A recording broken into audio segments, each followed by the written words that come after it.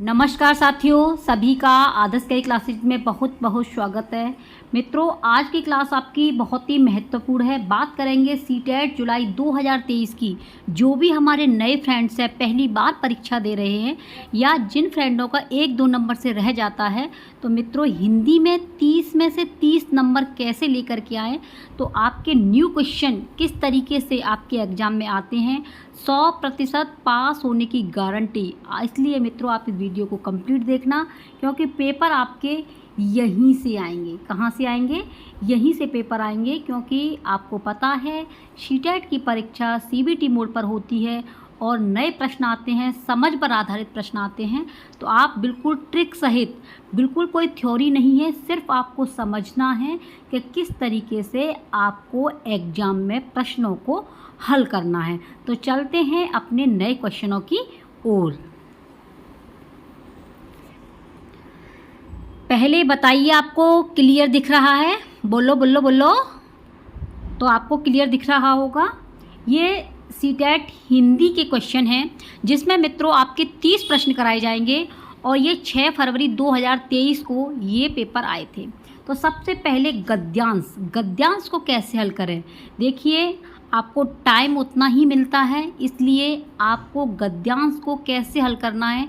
गद्यांश और पद्यांश को मिलाकर के आपके 15 नंबर आते हैं और 15 नंबर बिल्कुल फ्री के होते हैं। इसलिए आपको बहुत ही अच्छे से इस वीडियो को देखना है, एक भी टॉपिक, एक भी आपको स्किप नहीं करना है, ठीक है।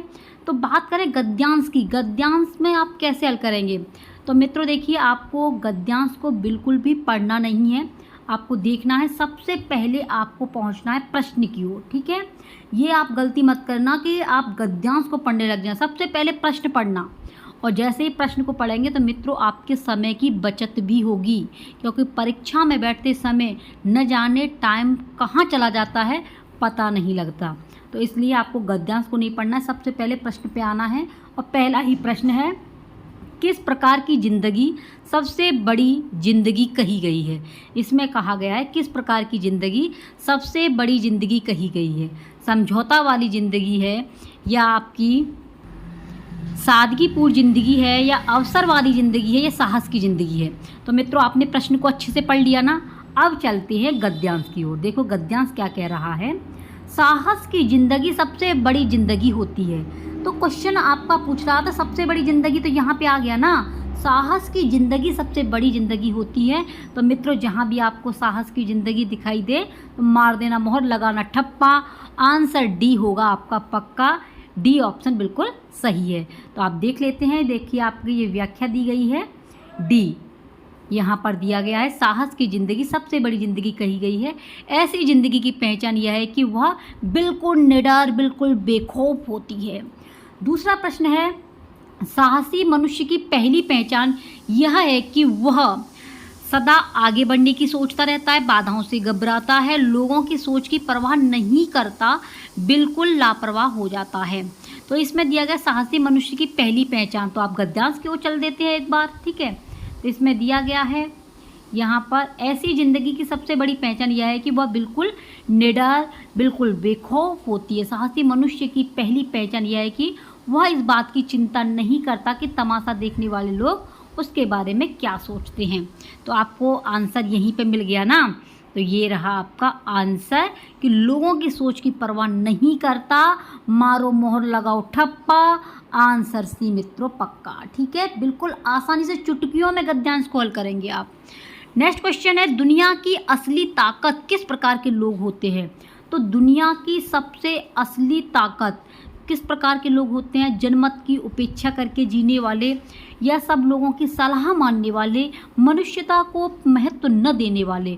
तो आप एक बार जो है चलते हैं गद्यांश की ओर। तो देखिए इसमें दिया गया है,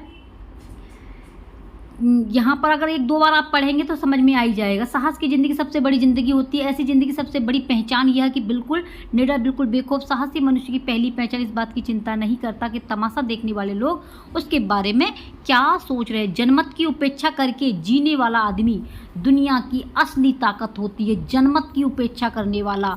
तो मित्रों कहाँ पर आ गया आपका आंसर, देखिए ये आ गया जनमत की उपेक्षा करके जीने वाले। मारो मोहर लगाओ ठप्पा, आंसर ए हो जाएगा पक्का। ठीक है, इस तरीके से आपको अपना गद्यांश हल करना है मित्रों, समय आपको बिल्कुल भी गंवाना नहीं है। अगला क्वेश्चन है, साहसी मनुष्य किस प्रकार के सपनों में भी रस लेता है?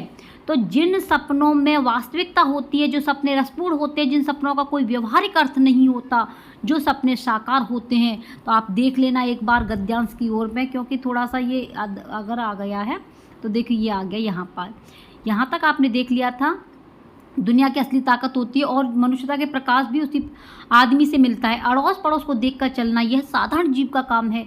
क्रांति करने वाले लोग अपने उद्देश्य की तुलना न तो पड़ोसी के उद्देश्य करते हैं और न अपनी चाल को भी पड़ोसी की चाल देखकर मदद बनाते हैं। साहसी मनुष्य उन सपनों में भी रस लेता है। देखिए आ गया, साहसी मनुष्य उन सपनों में भी रस लेता है जिन सपनों का कोई व्यवहारिक अर्थ नहीं है। तो भैया मारो मोहर लगाओ ठप्पा, आंसर हो जाएगा आपका कौन सा पक्का, ये हो जाएगा आपका सी आंसर। जिन सपनों का कोई व्यवहारिक अर्थ नहीं होता, तो यही आंसर आपका सही है। ठीक है, अगला क्वेश्चन है, अड़ोस पड़ोस को देखकर चलना यह खाली जगह काम है। तो अभी उसमें आया था अड़ोस पड़ोस को देखना साधारण जीव। ठीक है, अड़ोस पड़ोस को देखकर चलना यह साधारण जीव का काम है। तो सी ऑप्शन मित्रों बिल्कुल सही है। अगला क्वेश्चन है, निडर शब्द का समानार्थी, समानार्थी पूछ रहा है मित्रों। निडर शब्द का समानार्थी शब्द क्या होगा? तो निडर का मतलब होता है साहसी, इसके समान साहसी हो रहा है। सी ऑप्शन बिल्कुल सही है। अगला क्वेश्चन है, ताकत का विलोमार्थी, विलोम शब्द जो एक दूसरे का विपरीत होता है, तो विलोम शब्द क्या है? ताकत, ताकत का होगा निर्बल। ठीक है, ताकतवर और कमजोर, ये हो जाएगा ए ऑप्शन। मारो मोहर लगाओ ठप्पा, आंसर ये पक्का। अगला है बेखौफ। जो बेखौफ का तो आपको पता ही होगा, बेखौफ का अर्थ क्या है? भीत, निर्भय, शक्ति, डरपोक। बताइए कौन सा सही है? बोलो बोलो बोलो, कौन सा सही है बेखौफ का? तो बेखौफ का होगा निर्भय। कौन सा होगा? निर्भय। आंसर आपका बी बिल्कुल सही है। नेक्स्ट क्वेश्चन है आपका 9वां प्रश्न है, शुद्ध शब्द छांटिए। शुद्ध शब्द छांटना है। तो मध्यम, मध्यम, मंधिम और मध्यम। तो इसमें आपका शुद्ध शब्द है मध्यम। क्या है? मध्यम है। बी ऑप्शन बिल्कुल सही है।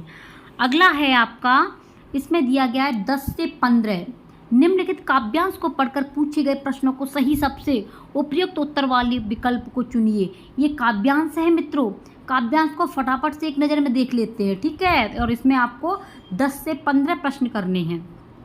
ये दिया है, चंदा तारों की सहज कांति, नदियों में है मुस्कान भरी, है पवन झकोरों में, दुलार खेतों में है दौलत बिखरी, पग पग मेरा विश्वास भरा, तब से है जीवन निखरा, प्रखर कर्म का पाठ सतत पढ़ाती मैं भारत माता हूँ, मैं वज्र सदृश विपदाओं को भी अनायास सह लेती हूँ, सुधा दान कर औरों को मैं विष पाकस मुस्काती हूँ, धीरज का पाठ पढ़ाती हूँ, गौरव का मार्ग दिखाती हूँ, मैं सहज बोध में सहज शक्ति सुविवेकी भारत माता हूँ। यहाँ की नदियों और हवा में क्या है?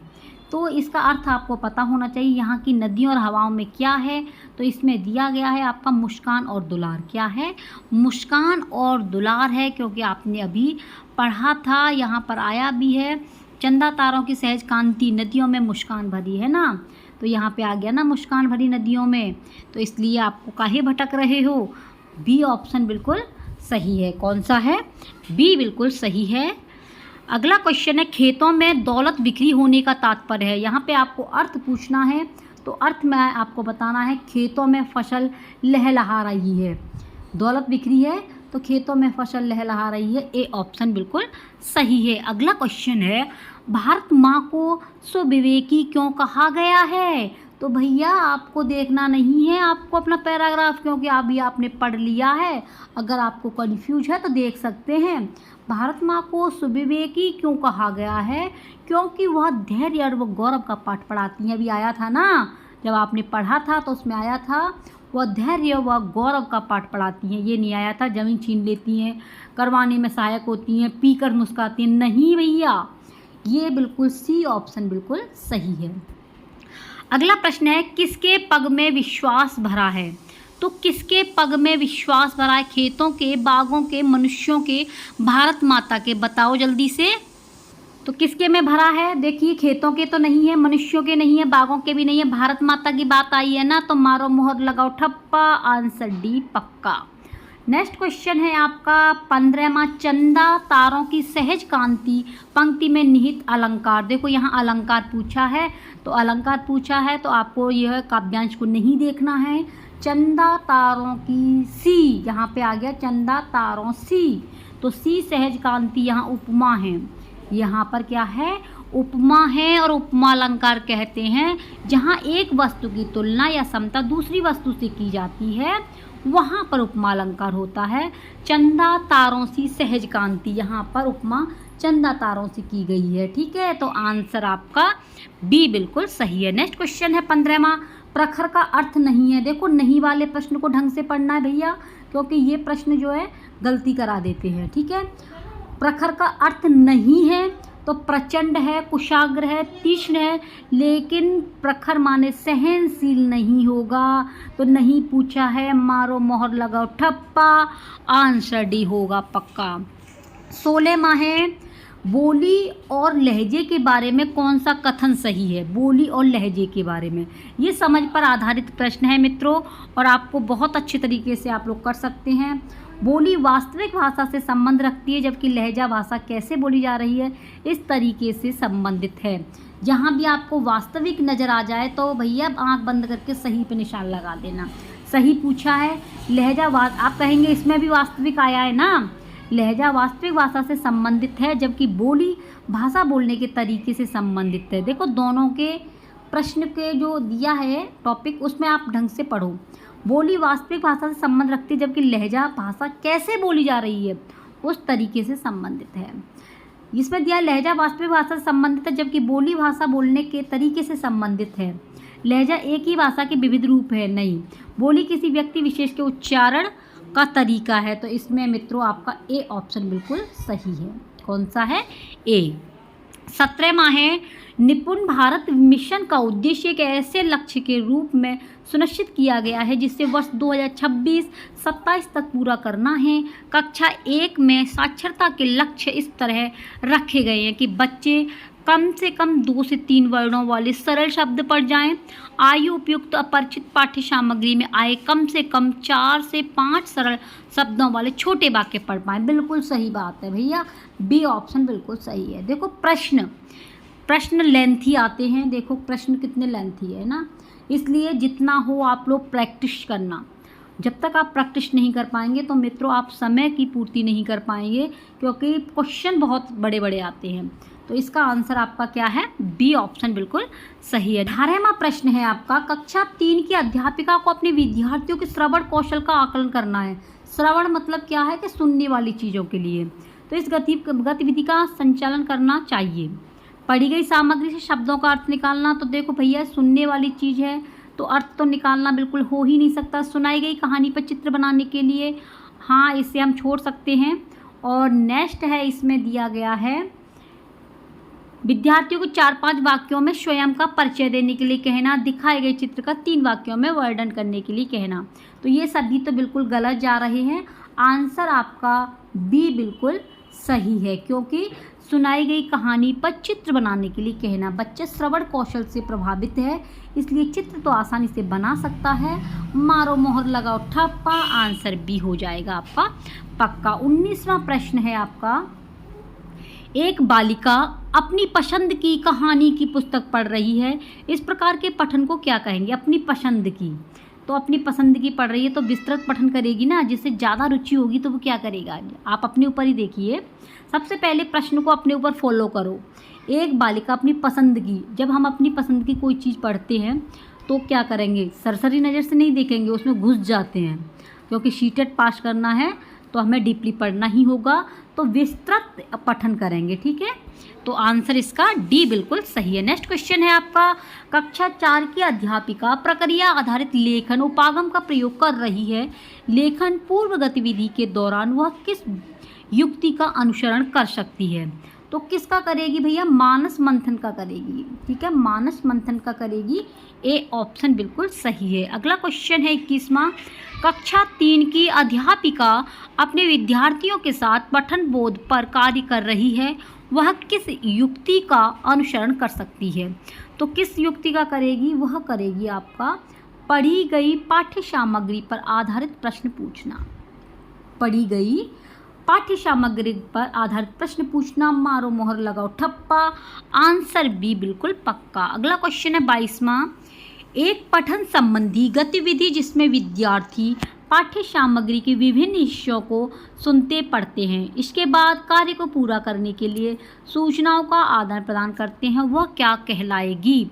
तो वह कहलाएगी आपकी जिज्ञासा श्रुतलेख। क्या कहलाएगी? जिज्ञासा श्रुतलेख कहलाएगी। डी ऑप्शन बिल्कुल सही है। अगला प्रश्न है आपका 23वां।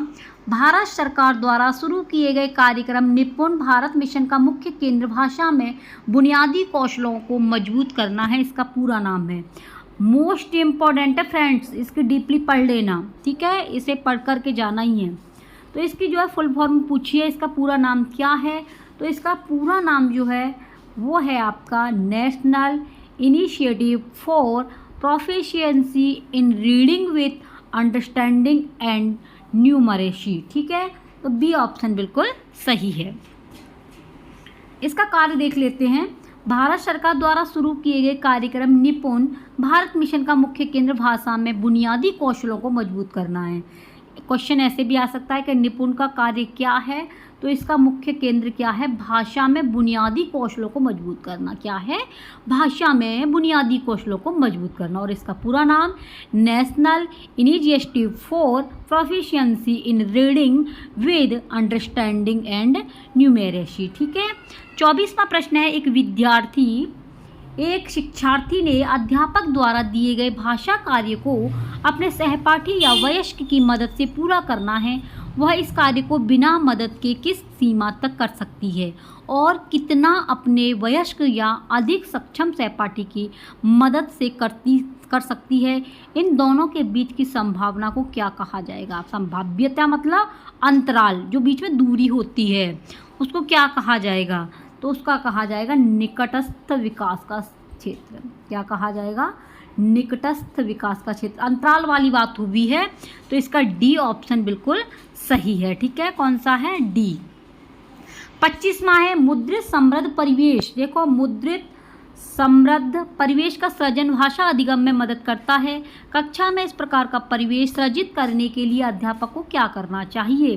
तो अध्यापक को क्या करना चाहिए? विद्यार्थियों को पुस्तकें व अन्य पाठ्य सामग्री पढ़ने के लिए अवसर, जहाँ भी अवसर वाली बात आ जाए मार देना, मोहर लगा ठप्पा, आंसर ए हो जाएगा पक्का। और अधिक पढ़ेंगे तो आप समझ सकते हैं। विद्यार्थियों को मुद्रित हस्तलेख, देखो हस्तलेख मदद करनी चाहिए, विद्यार्थियों को हस्त मुद्रण सीखने में मदद करनी चाहिए, अपरिचित मुद्रित पाठ्य सामग्री के नए शब्द सीखने चाहिए। तो जहाँ बच्चों को, विद्यार्थियों को अवसर दिया जा रहा है, तो वही आंसर बिल्कुल सही होगा। तो ए ऑप्शन बिल्कुल सही है। नेक्स्ट क्वेश्चन है 26वां। निम्नलिखित में से कौन सा क्रम प्रथम भाषा अर्जन के चरणों का सही क्रम है? बलबलाना, 2 शब्दीय वाक्य चरण, 1 शब्दीय वाक्य चरण, संक्षिप्त वाक्य चरण, या आपके इसमें दिया गया है बलबलाना 1 शब्दीय वाक्य चरण, 2 शब्दीय वाक्य चरण, संक्षिप्त वाक्य। तो इसका जो है सही आंसर आपका जाएगा ए ऑप्शन बिल्कुल सही है इसका, बलबलाना, ठीक है। 2 शब्दीय वाक्य चरण, यानी कि प्रथम भाषा अर्जन की बात चल रही है कि प्रथम वर्ग में क्या करता बच्चा? बलबलाता ही है, फिर 2 शब्द सीखेगा, फिर 1 शब्दीय वाक्य बनाएगा, फिर संक्षिप्त वाक्य बोलेगा। प्रश्न को अच्छे से पढ़ लेना। प्रथम भाषा अर्जन के चरणों का, प्रथम भाषा में बच्चा बलबलाता ही है, तो ए ऑप्शन बिल्कुल सही है। नेक्स्ट क्वेश्चन है आपका 27वां। यह विचार कि मनुष्य सहजात भाषा अर्जन उपकरण के साथ जन्म लेते हैं, ये किसके द्वारा कही गई है? तो देखिए, यह विचार कि मनुष्य सहजात भाषा अर्जन, जहाँ भी भैया अर्जन वाली बात आ जाना तो मार देना नोमो चस्की को, ठीक है। कौन है आपके? नोम चोमस्की हैं। बी ऑप्शन बिल्कुल सही है। एक बार व्याख्या देख लेते हैं, मोस्ट इम्पॉर्टेंट है। यह विचार कि मनुष्य, ऐसा हो ही नहीं सकता कि हिंदी में नोम चोमस्की से प्रश्न नहीं आए, लेव वाइगोत्स्की से प्रश्न नहीं आए। ये दोनों कहते हैं कि तुम जा रहे हो तो मैं भी तुम्हारे पीछे आ रहा हूँ, तो इसलिए इन दोनों को भूल के पी जाना मित्रों, बहुत ही इम्पोर्टेंट है। यह विचार कि मनुष्य शहजाद भाषा अर्जन उपकरण के साथ जन्म लेते हैं, यह कथन नोमोचस्की द्वारा प्रतिपादित है। नोम चॉम्स्की को भाषा विकास का जनक कहा जाता है। भाषा जनक कौन है आपके? Noam Chomsky. चॉम्स्की के अनुसार बालकों में भाषा अधिग्रहण, जहाँ भी अधिग्रहण यंत्र आ जाए एलईडी, ये भी आपका नोमोचस्की का है। किसका है? चॉम्स्की का, जिसकी सहायता से वह किसी भाषा को तीव्र गति से सीख सकते हैं एलईडी के माध्यम से। किसने कहा है ये? नोम चॉम्स्की ने। 28वां है नए शब्द समझती है और उनका प्रयोग करती है। यह रूब्रिक किसका आकलन करेगा? तो यह आकलन करेगा आपका शब्द भंडार का। किसका है? शब्द भंडार का, डी ऑप्शन। 29वां है निम्नलिखित में से कौन सी गतिविधि बच्चों के वाचन कौशल के आकलन हेतु प्रयुक्त नहीं की जानी चाहिए? वाचन, प्रश्न को अच्छे से पढ़ लेना। आकलन हेतु प्रयुक्त नहीं की जानी चाहिए। पढ़े गए पाठ में शब्दों के अर्थ बताओ। आप जिन परिधान को बहुत अधिक पसंद करती हैं उसके बारे में बताओ। अपने आप का 4-5 वाक्यों में परिचय दो। दिखाए जा रहे चित्र का 3 वाक्यों में वर्णन करो। निम्नलिखित में से कौन सी गतिविधि बच्चों के वाचन कौशल के आकलन हेतु प्रयुक्त नहीं है? तो वाचन कौशल में अगर पढ़े गए पाठ का तुम अर्थ बता देंगे तो ये काय में सहायक होएगी ना, तो इसलिए ए ऑप्शन बिल्कुल सही है। और इस क्लास का आपका लास्ट क्वेश्चन है और वो भी आपका बहुत ही महत्वपूर्ण है। वह कौन सा भाषा विकार है जिसमें व्यक्ति उचित तरीके और उचित क्रम से शब्द नहीं रख पाता है? यह भाषा बोलने और समझने के तरीके को प्रभावित करता है। तो यह क्या है आपका? डिस्फेजिया। क्या है? डिस्फेजिया। यह आपका डिस्प्रैक्सिया, डिस्लेक्सिया, डिस्कैल्कुलिया गणित से संबंधित है। इनको आप जरूर याद कर लेना क्योंकि ये आता ही है। ठीक है, पूछा है वह कौन सा भाषा विकार पूछा है, तो भाषा विकार आपका डिस्फ्रेजिया के अंतर्गत आता है। ठीक है, किसके अंतर्गत आता है एक बार देख लेते हैं। डिस्फ्रेजिया वह भाषा विकार है जिसमें व्यक्ति उचित तरीके और उचित क्रम से शब्द नहीं रख पाता है। यह भाषा बोलने और समझने के तरीकों को प्रभावित करता है। डिस्प्रैक्सिया दिमाग से संबंधित होता है। ठीक है, डिस्कैल्कुलिया गणित से संबंधित होता है और आपका डिस्लेक्सिया एक भाषण ध्वनि प्रकार है। क्या है? एक भाषा ध्वनि विकार है। तो ये थे आपके बहुत ही महत्वपूर्ण प्रश्न। आपको क्लास ये कैसी लगी आप लोग कमेंट बॉक्स में अपने विचार जरूर लिखना। और मित्रों, चैनल पर पहली बार विजिट कर रहे हो तो सब्सक्राइब जरूर करना, वीडियो को शेयर करना। जितने भी हमारे नए और पुराने मित्र हैं वो सीटेट की तैयारी कर रहे हैं तो उन तक इस वीडियो को ज़रूर शेयर करना। अब की बार आपको सीटेट क्लियर करना ही है क्योंकि अब की बार मित्रों आपको वैकेंसी में बैठना है, अब की बार आपको भर्ती में बैठना ही है। तो आप दिन रात एक कर दीजिए, सीटेट क्वालिफाई करना है तो करना ही है। ठीक है, मिलते हैं नेक्स्ट वीडियो में। आप बने रहिए अपने ही आदर्श केयर क्लासेस के साथ।